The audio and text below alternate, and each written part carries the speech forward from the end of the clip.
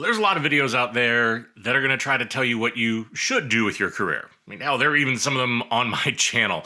What I want to do today, though, is I want to get into 5 things you better never do in your career. These are mistakes that I've made. These are mistakes that I've seen other people make. And these are some of the best ways that you can take a really good career that's going really well and really screw it up. Let's get into it.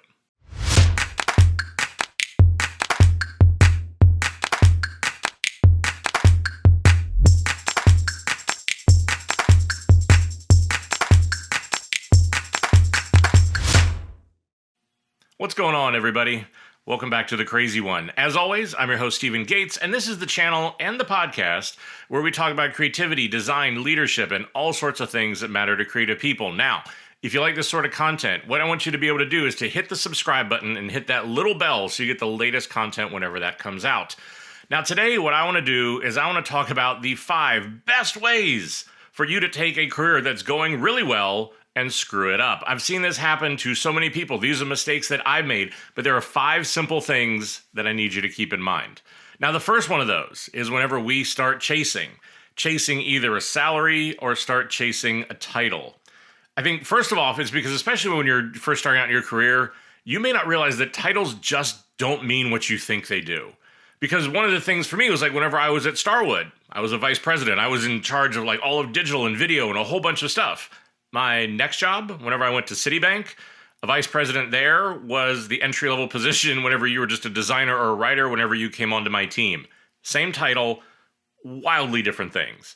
But I think it's the same thing with a salary. There's so many people I know who are like, oh, well, this is the lifestyle I want, so this is how much I want to get paid. Or they see another job that they think they could qualify for that has a much higher salary. Now, look, with both of these, I'm not going to sit here and be one of these people that says this stuff doesn't matter, right? Money matters, and feeling like you're valued and having a title matters.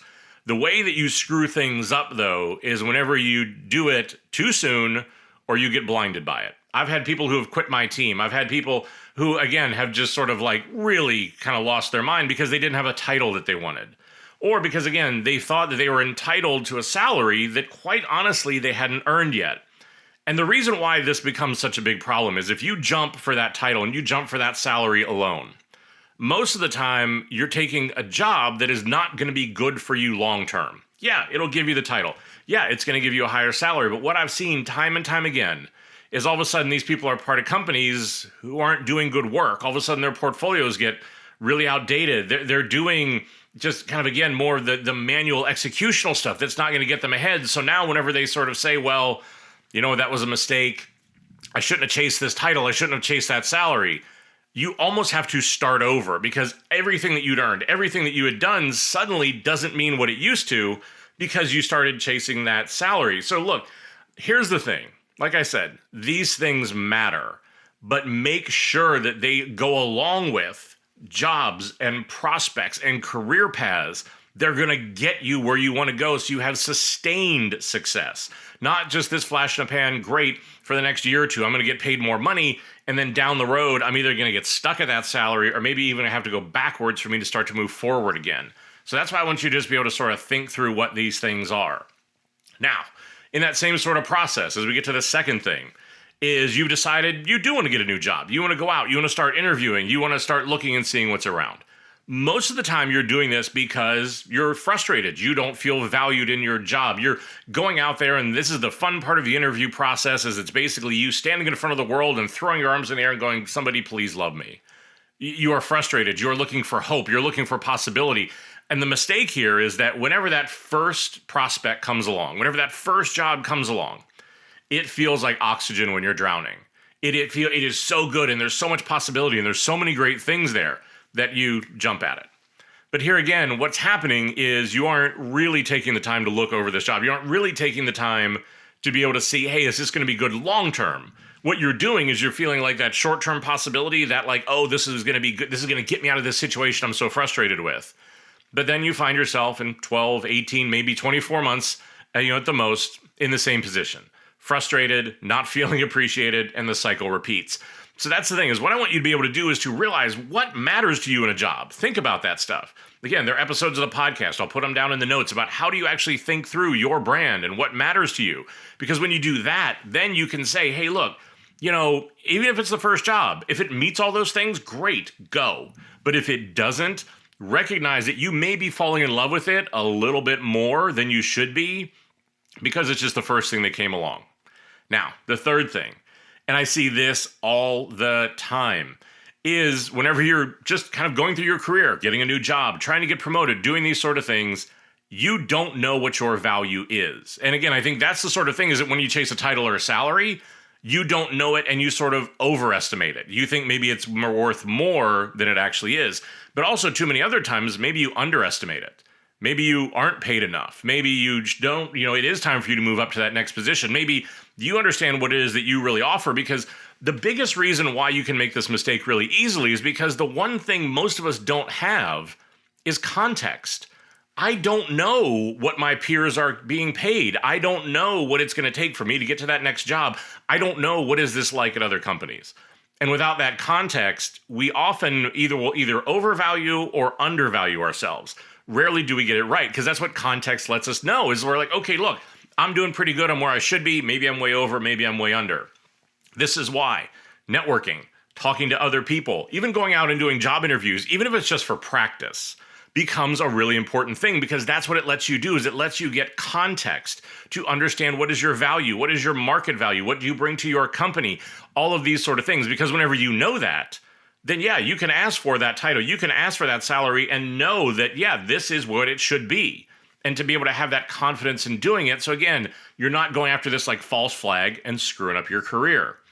Another big thing that I see a lot of people do, especially early on whenever they're in their careers, they start to think that the apps we use, the technology, like whatever all this stuff is, right? That's a career path. I only have to look back not so long ago, as I was one of the people that fell into this. You had something like Adobe Flash, right? Like that started as Future Splash, then Macromedia Flash, then Adobe Flash, and then it turned into a dead-end career. And the reason why is you'll see that play out time and time and time again. Because that's the thing, right? Is that for me, whenever we're talking about technology, when we're talking about apps, this is not a career path, right? These are tools. And the way that I've always thought about it, it is no different than this. It's no different than a pencil. Because that's the thing, right? Is that what a pencil does is it lets you make a mark. It lets you be able to create something. All this apps and all this technology are no different than that pencil. And whenever you invest in only that, the problem is you make yourself a commodity. You're not really getting the full value out of your career because you're just about execution. Our real power is in our thinking. It's in our creativity. It's in our ability to be able to help inspire other people, to think of things in new ways, to connect with like the human truth and consumers, all of that stuff. That's where the real value is. But that's the thing, is whenever all we do is we just say, oh, well, let me learn this program or let me learn this technology. That's always going to change. And so if you're just going to constantly be flipping over and over again, having to start over and over again, because that's where we're at, right? We're just using a pencil. Now, the last thing I'm going to tell you to do, and I think this is the biggest, number one cardinal sin that I have seen. Again, you watch the other video. Again, I'll put the link down in the description about biggest resume mistakes, biggest portfolio mistakes, biggest career mistakes too, is being generic. Because look, I get it. Whenever you're going out, you're trying to find a new job, you're trying to be in the industry, you want everybody to love you. Super understandable. But the problem is that whenever you're like everybody else, you don't stand out from everybody else. And it's compounded by the fact that for all of us, we feel like since we're creative, we do things differently, and we have imposter syndrome and all those really fun other little things that tend to come with it. Well, what happens is we feel like, oh, well, since I don't feel or look or act or create like everybody else, that difference must be bad. And whenever we respond to that, then we try to appeal to everybody. But the problem is, in anything you design, anything you create, whenever you appeal to everyone, you tend to appeal to no one. I've always been about building a brand that someone will hate, not about just going and pissing people off, but to stand for something strong enough that it stands out from the crowd. Those people who connect with it really connect with it. Those people who don't, fine, it's not for them. But that's the thing. Think about it. Seriously. Think about, who is your favorite musician? Who is your favorite artist? Who is your favorite director or author? Anything like that. And I will guarantee you that whoever those people are did not become successful by being like everybody else. They did something different. They stood out from the crowd in some way. And that is the best thing that you can do in your career, is to stand for something, have these sort of values, do these sort of things, stand out. Generic is the worst thing that you can do for your career. So hopefully, like I said, these are just 5 quick things. There's a lot of depth to these, right? And I know we can just sort of quickly go through all of them, but these are the biggest mistakes. In the coaching I do and the work I do time and time again, this is what I see over and over and over again. So hopefully you got something out of this. Hopefully you like this video. If you did, like I said, do me a favor, hit the subscribe button, hit that little bell so you get the newest videos whenever those come out. Because again, I'm going to be producing a lot more content like this. If you've got questions, if there are things you agree with, disagree with, look, put it down in the comments. Reach out to me, LinkedIn, Twitter, Instagram. I'm on all those different channels. Reach out. And again, I'm always happy to have that conversation about what do you think about it or what's your opinion. But hey, look, like I said, I hope this helps. I hope it just keeps you on course and so that you're sustainably successful over the entire arc of your career. And hey, as always, stay crazy.